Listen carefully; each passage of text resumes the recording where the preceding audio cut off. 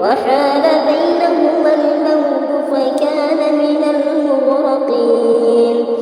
وقيل يا أرض ابلعي ماءك ويا سماء أقلعي وغيض الماء وقضي الأمر واستوت على الجودي وقيل بعدا للقوم الظالمين. ونادى نوح ربه فقال رب إن ابني من أهلي وإن وعدك الحق وأنت أحكم الحاكمين.